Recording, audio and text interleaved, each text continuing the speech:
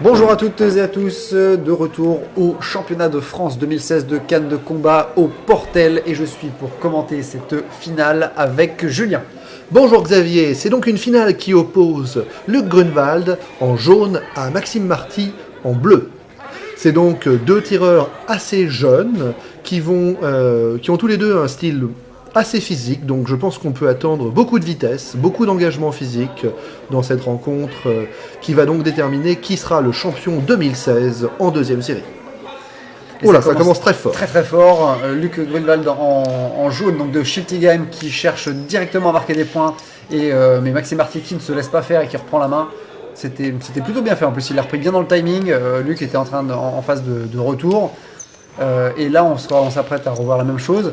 Donc on voit un tireur jaune extrêmement productif, très rapide, avec une signature de ce grand latéral extérieur Jean Barrière qui fait penser bien sûr à l'école de Schiltigheim, et un tireur bleu par contre bondissant qui va absorber ses attaques extrêmement véloces par des esquives sautées. Et les bons justement qui sont une marque aussi de l'école de Figeac.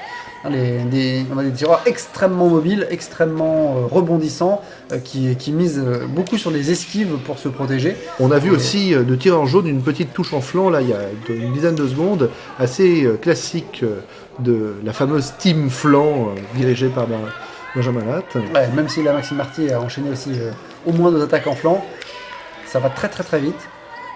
On voit que c'est extrêmement productif, avec parfois une petite dégradation technique, mais à une telle vitesse, on ne peut pas l'enrouler. Oui, et puis là, une superbe contre-attaque de Maxime, et là qui bondit par-dessus l'attaque de Luc. Maxime en défense, qui a tendance à bondir sur les... En fait, ils ont tendance, j'ai l'impression, en tout cas le tireur bleu, là, ici, Maxime, a tendance à parer tout ce qui vient en ligne haute et à esquiver tout ce qui vient en ligne basse. Ah oui. Effectivement, voilà. Par contre là, les petits problèmes de reprise de main sur l'armée, on voit que c'est un peu précipité. Par contre, voilà, on retrouve une signature de ces latéraux extérieurs jaunes Jean Barrière, qui vont chercher la zone la plus difficile à toucher, parce qu'il ne faut pas oublier que si la Jean Barrière est aussi attaquée, c'est que c'est celle qui est la plus difficile à défendre. Non seulement parce que c'est celle qui est la plus loin des yeux, c'est-à-dire celle auquel on prête le moins attention, mais aussi parce que aller venir parer sur une jambe arrière, c'est se rendre une riposte rapide particulièrement difficile. Et c'est sans doute pour ça que un tireur comme Maxime, qui a la ressource pour le faire, va tâcher de défendre en jambe plutôt en esquivant, donc quitte à bondir plutôt que de faire simplement une esquive en retirant simplement une jambe, donc il retire directement les 2 jambes en sautant, de façon à ne pas être touché du tout en jambe. Il conserve sa canne pour se protéger en ligne haute. Tout à fait. Et on voit que ça amène un assaut qui est très physique, très rapide, très engagé, et que si jamais il continue à cette vitesse-là et qu'il se fatigue un peu, il va falloir un arbitre très présent pour permettre de suivre les parades-ripostes. Parce qu'on le sait, dès que les 2 tireurs se sont touchés, il y en a forcément qui ont un problème de parade-riposte, et tout ce qui va suivre ne pourrait pas être compté par les juges. Oui, là, la minute 30 est passée très très vite. On est déjà aussi à la fin de la minute de récupération. Et deuxième reprise qui commence comme la première, c'est-à-dire une offensive très très marquée du tireur jaune Luc Grunwald, qui va chercher à marquer des points là, qui touche en flanc, qui trouve le flanc du tireur bleu. Maxime qui revient en défense et qui reprend sa distance. Oui, c'est-à-dire que on voit que jaune cherche réellement à asphyxier bleu. Bleu, heureusement, a cette défense bondissante, extrêmement tonique, qui lui permet de prendre des respirations et de souvent de revenir avec des ripostes qui sont adéquates, qui sont à propos, qui sont pertinentes. Même si là, on voit que sur ces tentatives de fixation en latéral extérieur, il y a un petit peu d'hélicoptère. Ouais, c'est-à-dire qu'il ne repasse pas par une phase d'armée propre, il a tendance à faire des cercles au-dessus de ta tête, tel un hélicoptère. Mais en même temps, ça lui va bien, puisque vu qu'il est extrêmement bondissant, je trouve que l'hélicoptère... Pourquoi pas, après tout, si ça lui permettait de rester plus longtemps en l'air, pourquoi pas. Mais là, un petit ange du jeu, mais on voit qu'il y a des espèces de... Quand il a cette bonne structure défensive, où il arrive à annuler toute cette énergie que met jaune pour réussir à passer sa défense, on voit qu'il a des ripostes qui sont assez pertinentes, qui sont dans le tempo, qui sont difficiles pour jaune à annuler. Il faut dire que jaune met tellement d'enthousiasme, d'énergie dans ses attaques, que garder de la défense quand on a mis toute son énergie dans l'attaque, c'est parfois difficile. Ah oui, là, on a observé là, sur les dernières phases, le tireur bleu Maxime, qui est plutôt sur la défensive, mais par contre, quand il reprend la main, il ne la reprend pas à moitié. Et surtout, il est beaucoup sur il profite de phases de contre-attaque, donc d'essayer de toucher pendant l'offensive adverse et de reprendre une distance qui l'assure un peu en sécurité. Oui, tout à fait. Il est légèrement plus grand.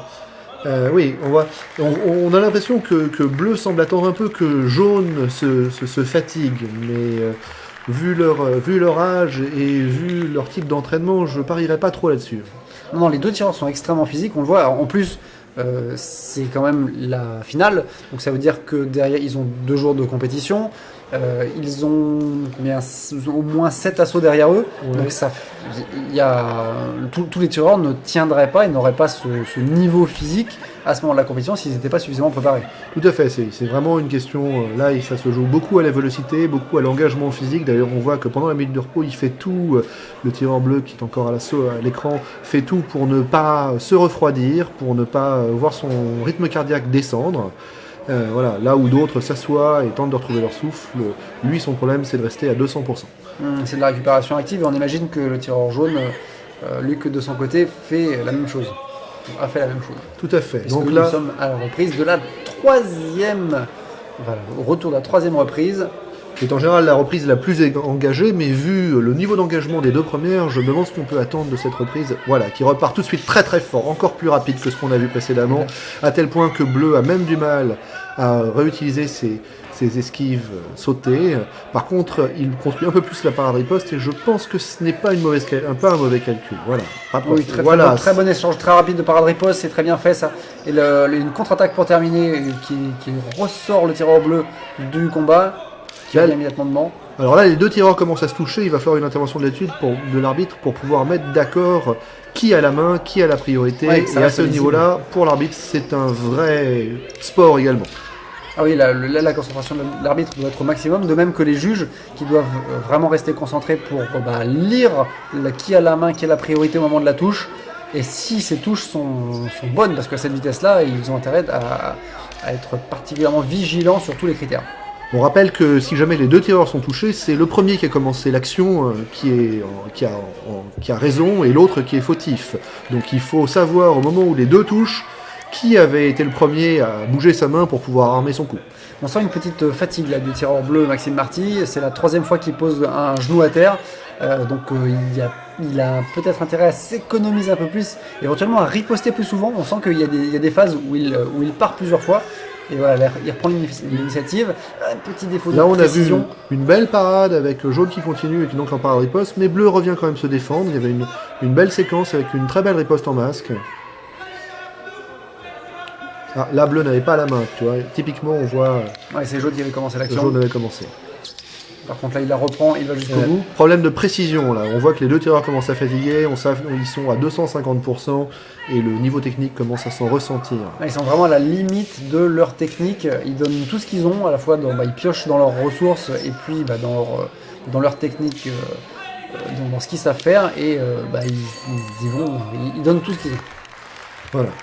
Fin de l'assaut. Les 2 tireurs se saluent après s'être embrassés. Ce qui est bien, c'est qu'ils montrent du respect aussi l'un vers l'autre. Il n'y a pas d'agressivité. Ils savent qu'ils ont tous les 2 tout donné, voilà. Et que maintenant les juges feront leur boulot, mais que eux ont donné le meilleur d'eux-mêmes. Et ça, c'est agréable à voir. On va saluer également les coachs. Les coachs se saluent. On sait qu'il y a un résultat qui va tomber et qui va choisir qui est cette année, en 2016, le champion de France. Le tireur bleu dont on voyait qu'il était en récupération active, là, ça y est, a décidé de s'asseoir et attend le verdict. Il pourrait presque y avoir une reprise supplémentaire.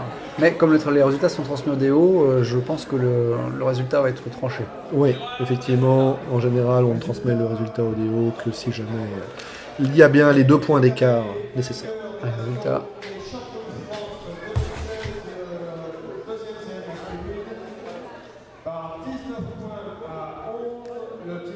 19-11 pour Luc, donc une victoire relativement importante, relativement nette. mais qui reflète assez bien le fait que Luc a maintenu cette pression de fixation constante depuis le début, et que Maxime, quand il a mis des points, c'était souvent dans les tentatives de riposte, avec parfois des petites dégradations techniques. Ça, c'est un cas typique quand on a un tireur extrêmement productif. Il est difficile pour un tireur, même technique, même tactique, comme Luc, là, on a fait montrer la démonstration plusieurs fois, de compenser l'avalanche de points et le déluge de touches du premier tireur. Et là, il faut vraiment des juges qui suivent et qui soient extrêmement au taquet. Oui, éventuellement, reprendre la main plus rapidement, c'est-à-dire qu'il y a pas mal de phases où il a laissé attaquer Luc. 3-4 fois, oui. Et donc il a plutôt cherché à encaisser sur des parades et éventuellement des esquives plutôt que de reprendre la main. Alors que ça aurait pu être profitable de son côté de reprendre la main systématiquement, immédiatement, pour être celui qui avait la main et touché avec la priorité. Tout à fait, mais avec cette vélocité, cette rapidité de fixation de jaune, c'est-à-dire d'enchaînement de coups qui sont à chaque fois surprenants, ça demande réellement un œil et une puissance technique et tactique très importante de pouvoir arrêter un tireur de ce niveau-là à chaque attaque. Ouais, je maintiens qu'il l'a montré, il a montré qu'il savait le faire, donc je pense qu'il en est capable. Tout à fait. Bref, on va pas refaire le match. Merci en tout cas d'avoir regardé cet assaut. Merci Julien de l'avoir commenté également. Et on vous invite à écrire des commentaires sous cette vidéo si jamais le cœur vous en dit, si jamais vous n'êtes pas d'accord avec notre analyse, vous avez des choses à nous faire, à nous transmettre, à compléter, à rebondir. Voilà, et donc n'hésitez pas également à vous inscrire, à vous abonner à la chaîne pour ne rater aucune de nos prochaines vidéos. À très bientôt. À très bientôt.